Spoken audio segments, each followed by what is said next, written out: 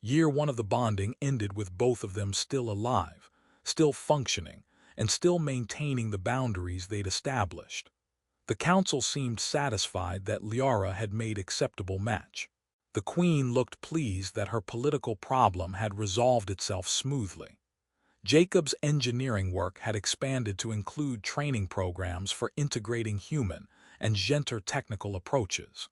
They'd built something functional from a transactional arrangement. Not romance, not passionate love, but genuine partnership based on mutual respect and honest communication. Then things shifted in ways Jacob hadn't anticipated.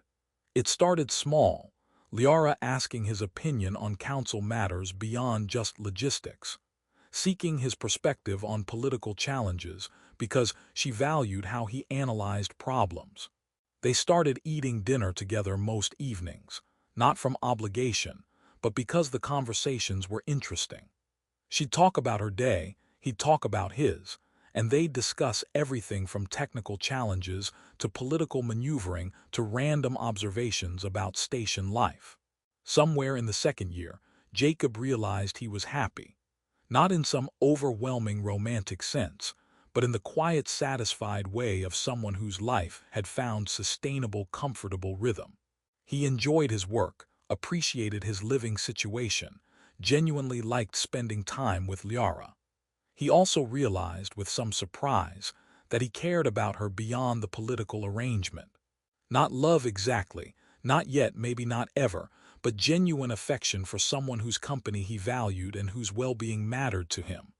"You look thoughtful," Liara observed during dinner. "Technical problem." "Personal problem, actually. I'm trying to figure out when I stopped thinking about our arrangement as temporary political convenience and started thinking about it as actual partnership I value." She set down her utensil carefully. "When did you reach that realization?" "Recently. Maybe the past few months. It's been building, but I only consciously recognized it this week." "How do you feel about the realization?" "Confused, mostly. I agreed to this expecting minimal personal connection. I didn't anticipate actually caring about you beyond the contractual obligations." Liara was quiet for a long moment. "I should tell you something as well." "Okay. I've been evaluating my emotional responses to our partnership, trying to understand why I've been more comfortable sharing parts of my life with you than I anticipated being." She met his eyes. "I think I've developed genuine affection for you. Not love as I experienced with Thuron, that remains different, but authentic care for your well-being and appreciation for who you are." Jacob felt something shift in his chest. "So we've both accidentally developed feelings beyond the original arrangement parameters." "Apparently, yes." She almost smiled. "That's unexpectedly complicated. We could ignore it, maintain the boundaries we established and pretend we're still operating under the original terms. We could, but that would require performing emotions we don't feel to maintain comfortable fiction. You've said repeatedly, you'd rather I be honest about what I'm actually experiencing." "That standard applies to me too," he acknowledged. "So what do we do?" "We could acknowledge that the relationship has evolved beyond original parameters and negotiate what that means going forward." Liara stood, moving to sit on the couch in their common area. "I'm still not going to stop loving Thuron. That capacity remains. But I think I have additional capacity for caring about you that doesn't diminish what I felt for him." Jacob joined her on the couch. "I'm not asking you to stop loving him. I've never asked that. I know. That's part of why this feels possible. You've never demanded I choose between honoring what I lost and building something new. You've allowed both to exist simultaneously. Because they're not mutually exclusive. You can honor your past while building your present. Most people don't understand that." She looked at him directly. "You've been remarkably patient with my grief and my boundaries. Never pushing, never demanding more than I could offer, but also never withdrawing your presence. That constancy has been healing in ways I didn't expect." "I didn't do it to heal you. I did it because it seemed like the right way to honor our agreement." "I know. That's what makes it meaningful. You weren't performing healing behaviors to earn my affection. You were just treating me with consistent respect and allowing me to process everything at my own pace. They sat in comfortable silence for a while, processing the conversation and its implications. So what happens now? Jacob asked eventually. Do we modify our arrangement, maintain it as is, something in between?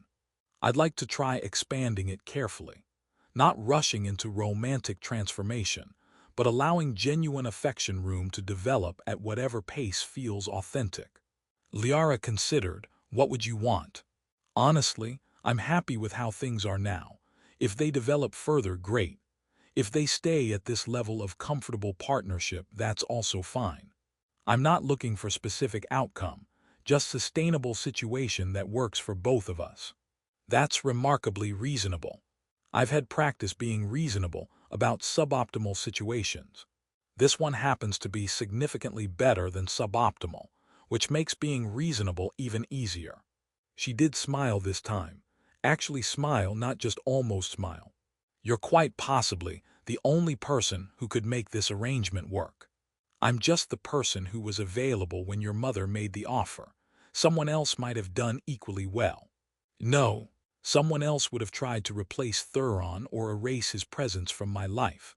You honored him by allowing him to remain present. That's rare quality. Over the following months, their relationship continued evolving gradually. They started sharing more personal space, sitting together while working instead of isolating in separate wings, occasionally watching entertainment programs together, having longer conversations that ranged across increasingly personal topics.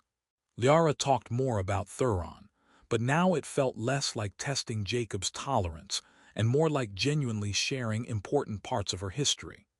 She told stories about their time together, explained what had made their bond meaningful, acknowledged that his death had devastated her in ways that still hadn't fully healed.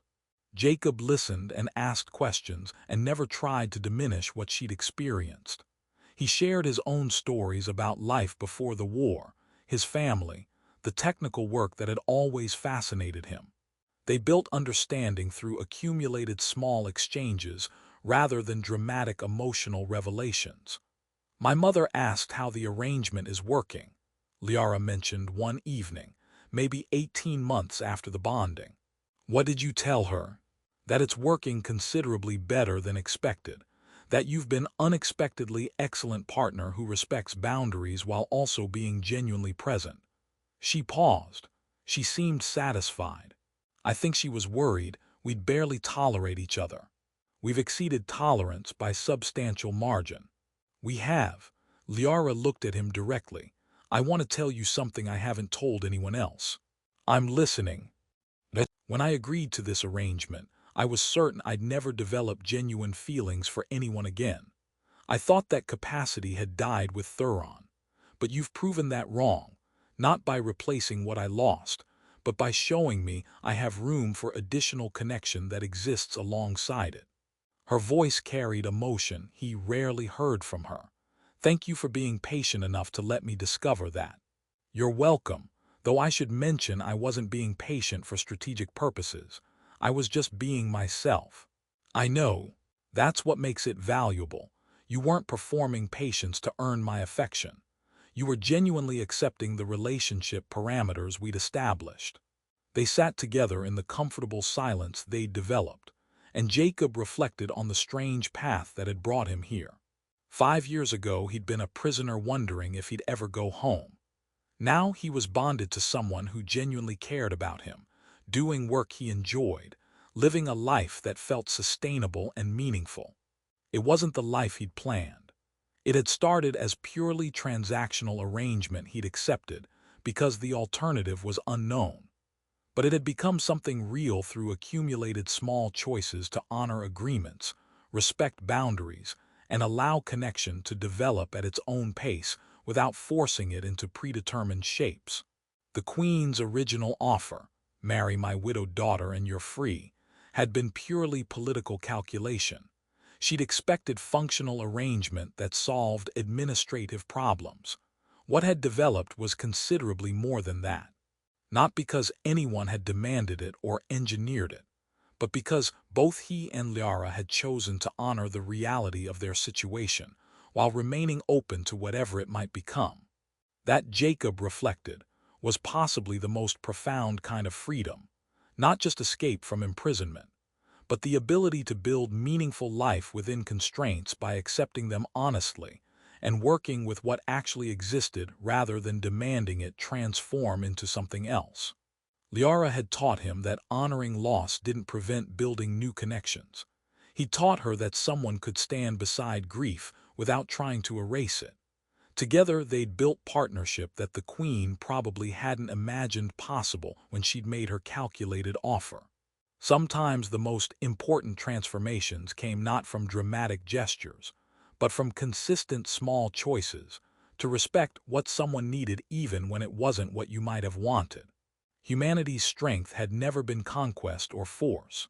It was this, the ability to stand beside loss without demanding it transform, to honor grief while allowing space for new growth, to build connection through patient presence rather than aggressive pursuit. Liara understood that now. The Queen had witnessed it developing, and Jacob had found freedom not through escaping constraints but through accepting them with enough honesty to build something meaningful within them.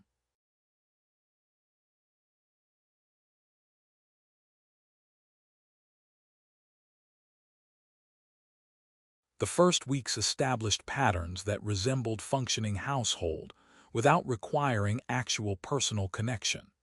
They ate breakfast together. Because the schedule worked that way, Liara reviewed daily obligations while Jacob read technical journals, and they made minimal conversation beyond practical coordination. She attended council functions that required spousal presence. He accompanied her and learned to navigate gender political dynamics through careful observation. They maintained completely separate personal lives beyond those necessary intersections. It was exactly the arrangement Liara had described, formal partnership without emotional engagement. Jacob focused on his work.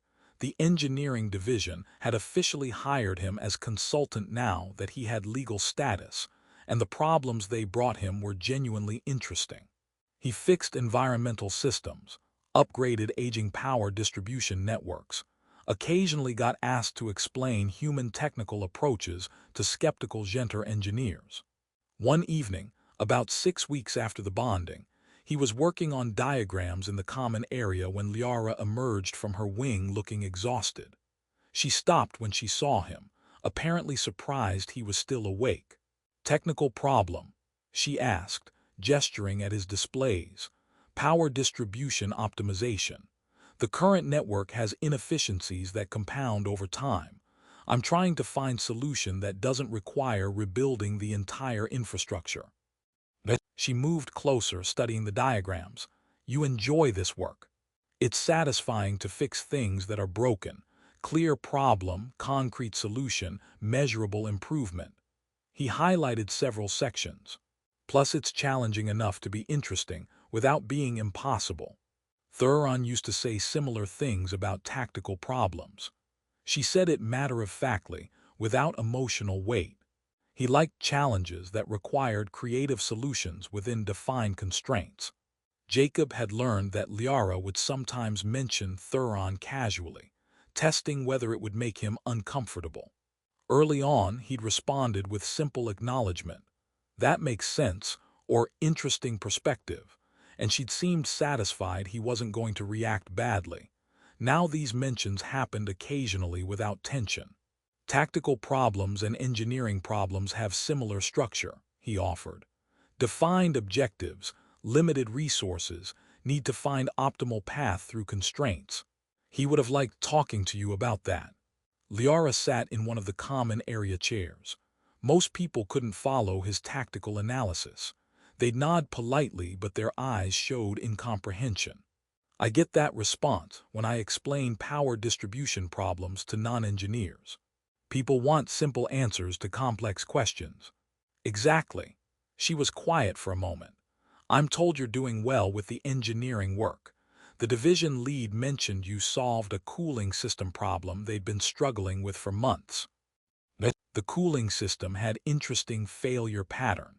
Took a while to identify the root cause, but once I found it, the solution was relatively straightforward. They talked for maybe 20 minutes about technical problems and tactical thinking, and it was possibly the longest personal conversation they'd had since the bonding. Liara eventually returned to her wing, but something had shifted slightly, a small expansion of the territory where they could interact beyond pure logistics. Over the following months, these conversations became more frequent. Liara would ask about his work. He'd explain technical challenges.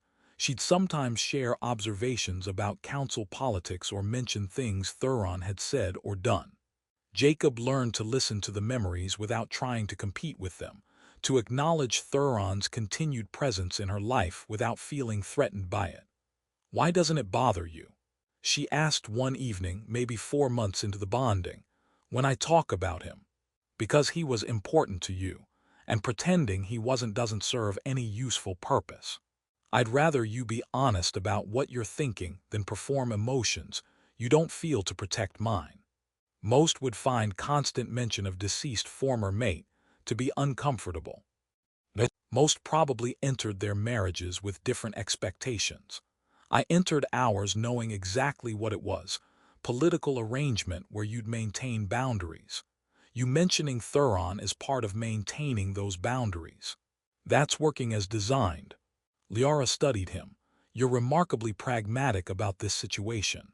"I've had practice adapting to situations I didn't choose. This one is significantly better than previous alternatives." "Better than freedom." He considered the question seriously. "Different from freedom, but not worse. I have work I enjoy, living conditions that are comfortable, and a partner who treats me with honesty even if not affection. That's more than a lot of people have. You set very low standards for personal fulfillment. I set realistic standards based on actual circumstances rather than idealized fantasies. Seems to work pretty well." She almost smiled. She'd been almost smiling more frequently lately, never quite getting there but getting closer. 6 months after the bonding, Liara asked him to attend a memorial ceremony for Thuron. It was the anniversary of his death, and she'd maintained private observance every year since. This would be the first time she'd invited anyone to join her. "You don't have to attend," she said, "but I thought you might want to understand this part of my life. I'd be honored to attend." The ceremony was simple. Liara placing flowers at a memorial marker in one of the station's garden sections, speaking briefly about memories and loss, standing in silence for a while. Jacob stood with her, quiet and respectful, not trying to fill the silence with empty comfort. Afterward, they walked through the gardens together. "Thank you for coming," Liara said. "Most would have found it uncomfortable. It seemed important to you. That makes it worth being present for. Even though it acknowledges I'm grieving someone else. Especially because of that. You asked me to be part of your life as it actually exists, not some idealized version where you've conveniently stopped loving your dead husband. I'm honoring that request." Liara stopped walking, turning to face him directly. "I need to tell you something." "Okay. When my mother first proposed this arrangement, I assumed you'd accepted for purely practical reasons. Citizenship, freedom, political advantage. I thought you'd tolerate my boundaries grudgingly while hoping I'd eventually change." She paused. "But you're not tolerating them grudgingly. You're genuinely accepting them as valid framework for our relationship." "Because they are valid. You were clear about what you needed. I agreed to those terms. Seems like I should actually honor what I agreed to. That's not how most people approach marriage. Our marriage isn't like most people's marriages. Seems reasonable to approach it differently." She was quiet for a long moment, something working behind her eyes that he couldn't quite read. "I appreciate that you respect what I need rather than what you wish I—" Liara arrived at the meeting with an expression that suggested she was here under protest, and planned to make that clear through minimal engagement. She wore simple robes in dark colors that seemed designed to avoid attracting attention, and she moved with careful control that suggested extensive training in not revealing emotional states. The Queen had arranged a private sitting room for the introduction, neutral territory that wasn't quite formal enough to feel like political negotiation, but wasn't casual enough to be comfortable. Jacob stood as Liara entered, then sat when she did, trying to read her reaction and getting absolutely nothing from her carefully composed features. "This is Jacob Reeves," Selivar said. "The human I mentioned." "Jacob, my daughter Liara." "Hello," Jacob offered, feeling inadequate. "I appreciate you agreeing to this meeting." Liara looked at him with analytical assessment that felt clinical. "My mother believes a political bond would solve various problems. I'm here to determine whether those problems are worth solving through this particular method." "That's direct. I dislike indirect approaches to uncomfortable topics." She glanced at her mother. "May we speak privately?"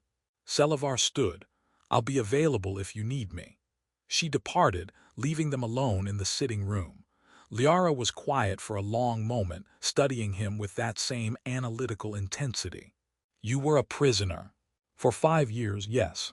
And now you're willing to bond with someone you've never met in exchange for citizenship and freedom. Your mother offered it as alternative to immediate release. I accepted because the situation is complicated enough to be interesting, and because I figured I'd at least meet you before making final decisions." "Interesting," she said it without inflection. "Most would say yes, immediately regardless of who I am. Royal family connection provides significant advantages." "I'm sure it does, but I've spent 5 years in situations I couldn't control. I'd prefer not to enter another one voluntarily, without understanding what I'm agreeing to." "What do you want to understand?" Jacob considered how to phrase this diplomatically, and decided direct matched her approach. "Why you refused all the gender matches, what you're actually looking for in this arrangement, what boundaries you need maintained." "I refused gender matches because they all came with expectations about replacing what I lost. They wanted me to bond again as though Thuron never existed, to move forward by forgetting rather than by honoring." Her voice remained controlled, but something shifted in her eyes. "I don't want to forget. I want whatever arrangement. I accept to acknowledge that part of me will always be bound to someone who's dead." "That seems reasonable." "Most don't find it reasonable. They find it problematic or unhealthy or politically inconvenient." She looked directly at him.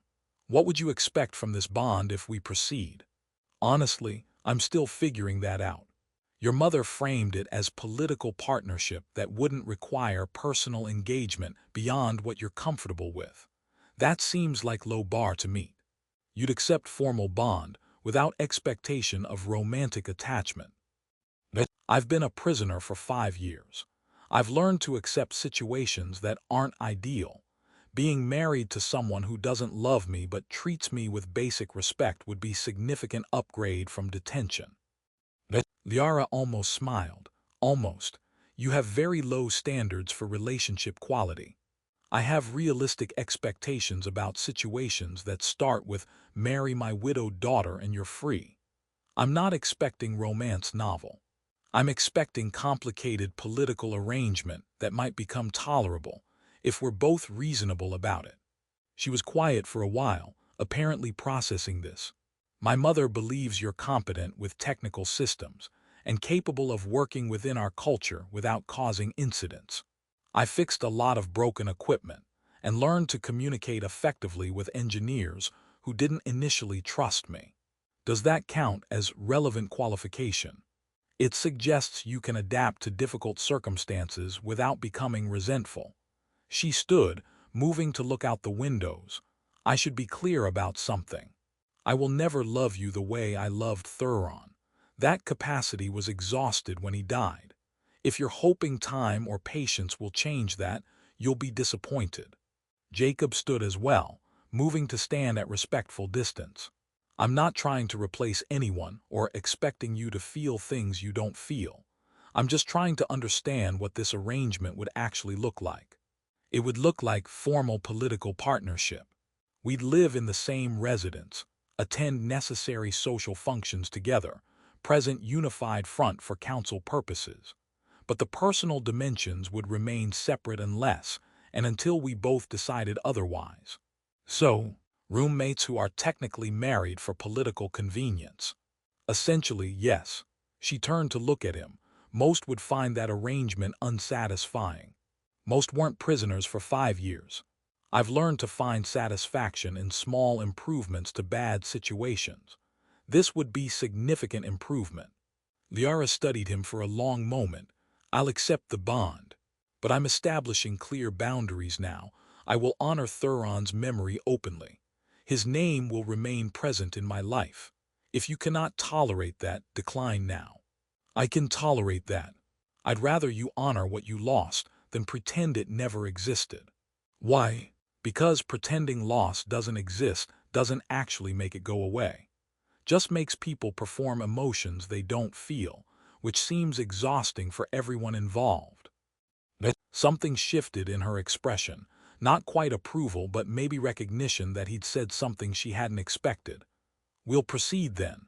I'll inform my mother. The formal bonding ceremony happened with minimal pageantry at Liara's request. A small gathering of necessary witnesses, traditional vows modified to acknowledge the political rather than romantic nature of the bond, legal contracts establishing their respective rights and obligations. Jacob signed documents he barely understood while trying to process that he was actually doing this. Afterward, Liara showed him to their assigned residence, a spacious apartment in the royal family section with separate private quarters for each of them and shared common areas. Your space, she said, gesturing to one wing. Mine. She indicated the opposite direction. Common areas we'll both use. I'll arrange access credentials and introduce you to relevant household staff tomorrow. This is significantly nicer than my previous quarters. I imagine most spaces are nicer than detention cells. She moved toward her private wing. I have work to complete. We'll discuss household logistics tomorrow. She disappeared into her wing, leaving Jacob standing in luxurious common area that was now apparently his home, trying to process the reality that he'd just married a woman he'd met once, and who'd made it extremely clear she would never love him. He'd chosen this. He could have taken the simple release, gone home, resumed normal life. Instead, he was here, bound to a grieving widow and a political arrangement nobody seemed to think would work. It was probably the strangest decision he'd ever made. He unpacked his minimal possessions into quarters that felt absurdly large after years of confined spaces. Found the technical library access had been upgraded to include restricted materials. Discovered he actually had significant credit allocation now. The practical improvements were undeniable. He was free to move around the station, access resources, live without guards monitoring his activities.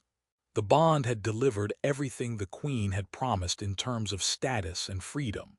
The personal dimensions remained to be determined. Liara existed somewhere in the other wing, no doubt processing her own complicated feelings about this arrangement. They'd both made calculated decisions for practical reasons. Whether those decisions would prove wise remained to be seen. Jacob reviewed the bonding contract terms before sleeping. One clause caught his attention. Either party could request dissolution after 2 years if the arrangement proved truly untenable. It was an escape route built into the structure. Not immediate freedom, but eventual possibility of it if things went badly. He could work with that. 2 years wasn't so different from the 5 he'd already served, and the conditions were significantly better. Tomorrow he'd start figuring out how to actually live in this strange situation he'd chosen. 5 years feel different depending on which side of the bars you're standing on. For Jacob Reeves, 5 years as a prisoner of war meant learning the Genter language by listening to guards argue about shift rotations, understanding their culture through overheard conversations about family obligations and political scandals, and developing an unexpected talent for fixing their chronically malfunctioning environmental systems, because boredom plus engineering background plus access to broken equipment equaled something resembling purpose. The war had ended 3 years ago. Most human prisoners went home within months of the ceasefire. Jacob stayed because the Genter Orbital Command kept finding reasons to delay his transfer, first claiming administrative backlog, then citing security reviews, eventually just stopping with excuses entirely. His status shifted from prisoner awaiting repatriation to something more ambiguous. They moved him out of the detention block into small quarters near the engineering section, started asking his opinion on persistent technical problems, paid him in meal upgrades and access to their digital libraries. It wasn't freedom, but it was something other than imprisonment. Then one morning, 2 royal guards appeared at his quarters with expressions suggesting this wasn't a routine maintenance request. "The Queen summons you," the senior guard said in flawless human standard, which was somehow more unsettling than if she'd used Genter. "Come immediately." Jacob followed them through corridors he'd never accessed, past the functional engineering spaces into areas with actual architectural aesthetics, where walls curved with deliberate artistry and lighting created effects beyond mere illumination. They reached an anteroom outside what he assumed were the Queen's private offices. One guard gestured him to wait while she went inside. He waited, tried not to think about what possible reasons the Queen might have for summoning a human former prisoner, reviewed his recent activities for anything that might constitute a security violation, came up blank but remained anxious anyway because sudden royal summons rarely meant good news. The guard returned. "The Queen will see you now." Queen Selivar sat behind a desk that managed to look both functional and impossibly elegant, reviewing something on multiple holographic displays. She was smaller than he'd expected. Genter royalty in media always appeared larger than life, but in person she was maybe 5'9", slender, with the silver-traced skin markings that indicated high noble lineage. She wore relatively simple robes rather than full ceremonial regalia, which somehow made her more rather than less intimidating. She dismissed the displays and looked at him directly. "Jacob Reeves, sit." He sat in the indicated chair, maintaining what he hoped was respectful posture without looking terrified. "Your Majesty, I'm honored to." "Skip the formalities. I'm told you're competent with mechanical systems and diplomatic enough to work with our engineers without creating incidents." She pulled up new information. "You've also been held here for 2 years past the repatriation deadline, which is unacceptable regardless of how useful you've made yourself." "I hadn't realized there was a specific deadline, Your Majesty." "There was. Various administrators found reasons to ignore it because you were solving problems they couldn't fix themselves." She closed the files with visible frustration. "That ends now. I'm authorizing your immediate release and transport back to human-controlled space with full diplomatic apologies for the extended detention." Jacob felt something release in his chest that he hadn't realized was still tense. "Thank you, Your Majesty. I appreciate." However, she stood, moving to look out windows overlooking the orbital station's habitation rings. "I'm also offering you an alternative to immediate departure." The tension returned immediately. "An alternative, Your Majesty? My daughter was widowed 4 years ago when her mate was killed during the final battles of the war. Since his death, she has refused all traditional bonding protocols, isolated herself from court, and declined every reasonable match proposed by the council." Selivar turned back to face him. "Her grief is understandable, but it's become politically problematic. The council believes a new bond would help her move forward. She refuses to consider any Genter matches." Jacob had no idea where this was going, but was increasingly certain he wouldn't like the destination. "I'm sorry for her loss, Your Majesty, but I don't understand what this has to do with my release. I'm offering you a choice. Accept immediate release and return to human space as originally planned. Or accept a formal bonding contract with my daughter, which would grant you citizenship, freedom of movement within Genter space, and the political standing that comes with marrying into the royal family. He stared at her, waiting for the part where this made any kind of sense. Your Majesty, I'm a human prisoner with no political standing whatsoever. Why would you offer this? Because my daughter won't consider Genter matches, but might accept someone outside our cultural frameworks. Because a human bond would be seen as unconventional enough that it doesn't feel like replacing her deceased mate. And because you've demonstrated capacity to work effectively within our culture while maintaining your own perspective. Selivar returned to her desk. Also, frankly, because the council is pressuring me to address her situation, and this solution satisfies their concerns while giving her choice they've been trying to eliminate. Does she know about this offer? She knows I'm exploring options. She doesn't know specifics yet. The Queen pulled up what looked like contract terms. The bonding would be formal, but the personal dimensions would be negotiable between you and her. I'm not requiring romantic attachment, just political partnership that allows her to satisfy council expectations while maintaining whatever boundaries she needs. So you're offering me freedom in exchange for marrying your widowed daughter and not demanding she actually care about me. Jacob tried to find diplomatic phrasing and failed. That's the deal. Essentially, yes. Selivar showed no embarrassment about the transactional nature. You'd gain citizenship, freedom, and significant political standing. She'd gain acceptable match that satisfies council without requiring her to emotionally engage beyond her comfort. I'd resolve a political complication that's been consuming too much of my attention. What if she hates me? Then you'd have a politically advantageous but personally uncomfortable arrangement, which describes approximately 40% of noble marriages in Genter history. She dismissed the contract displays. I'm not claiming this is ideal solution. I'm offering it as alternative to immediate departure. Think carefully before deciding. How much time do I have to think? 3 days. If you accept, you'll meet my daughter before finalizing anything. If the incompatibility is truly impossible, we'll reconsider. But I need your preliminary decision within 3 days. Jacob returned to his quarters feeling like he'd been hit by conceptual freight train. Freedom was right there. He could leave, go home, return to his actual life after 5 years of involuntary detour. Or he could accept the most bizarre political arrangement imaginable and stay in alien space, married to a grieving widow who probably didn't want him there. The smart choice was obvious. Take the freedom. Go home.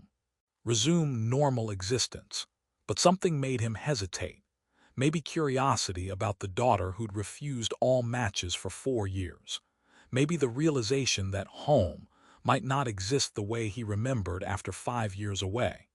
Maybe just the strange appeal of a situation so absurd it became almost interesting. He spent 2 days researching what he could find about the Queen's daughter. Her name was Liara. She'd been bonded young to a military commander named Thuron who was apparently legendary. Brilliant tactician, decorated veteran, beloved by his troops. They'd been together for 8 years before his death. Public records showed she'd withdrawn completely from court life after his death, maintained only minimal contact with family, refused all social functions. The available images showed a woman with the same silver-traced markings as her mother, dark eyes that suggested intelligence and intensity, features that were objectively beautiful by either human or Genter standards. But in every image, even the ones from before Thuron's death, she looked distant, present but somehow not entirely engaged with whatever was happening around her. On the 3rd day, he requested audience with the Queen. I'll accept the bonding contract, he told her, on condition that your daughter agrees after meeting me. If she refuses, I take the standard release with no complications. Selivar looked satisfied but not surprised. Reasonable terms. I'll arrange the meeting.